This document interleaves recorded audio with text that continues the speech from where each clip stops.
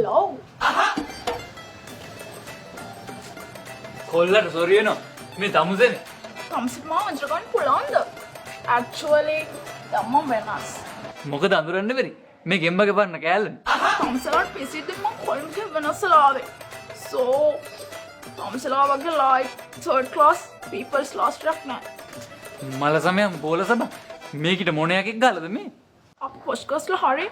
So තමසලාට අපි ආස්ට්‍රේලියාවට කරන්න ඉපා කියන කතා කරේ. මේ ගෑණි උඹ මෙතන ගමෙන් පිට කොයිදෝ ගිහිල්ලා ඉංග්‍රීසි කැල්ලක් දෙක හිඳගෙන තල්ලේ බූල්ට් එකක් කලවගෙන ඉවිල්ලා අපිට හැව් හැව් ගාලා කතා කරාම තෝ මෙතන මහාරාණි අපි තෝගේ යටත් ඇසියෝ වෙනවා. යටත් ඇසියෝ නෙමෙයි. soon තමසලා අපි මිදින ජීවිතේ බලමු. whole and people's life. දැන් උඹ මට කියන්නේ ගල් සෝටක් ඇඳගෙන උරේ දෙ පච්චයක් කොටාගෙන කොණ්ඩේ නිකන් සාරි ගප්පියක් වගේ කරගෙන ටී-ෂර්ට් බාගේ ගහගෙන කට නිකන් බැබුමෙක්ගේ පච්චාත් බාගේ වගේ රතු කරගෙන තැන තැන ගිහිල්ලා එක එක අයියලා එක්ක සෙල්ෆි ගොඩක් දාපුවම ජීවිතේ විඳිනවා කියලා. Roger, all to වැරසිලා. අපි එහෙම පොෂ් කරන්නේ dress නිසා. That's it. අනේ යකෝ කොටට බෑනම් ඕන විදිහට ඇඳලා ලස්සනට හිටපල්ලා. අපි තාසයි බලන්න.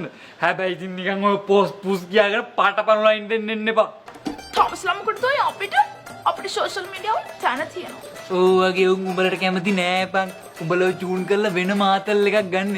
උඹලව ගන්නේ උන් social media වල නෑ. මේ hello මම පොෂ් තමයි. ඒ වගේම හොඳ like සල්ලි තියෙන high class family එක boy කෙනෙක් මට marry කරන්න setලා ඉන්නේ.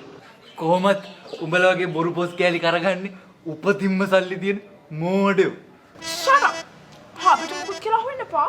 හබියෝ නෙවෙයි. ඔවුන් තමයි බෝතල් පත්තරකාරයෝ. what? why?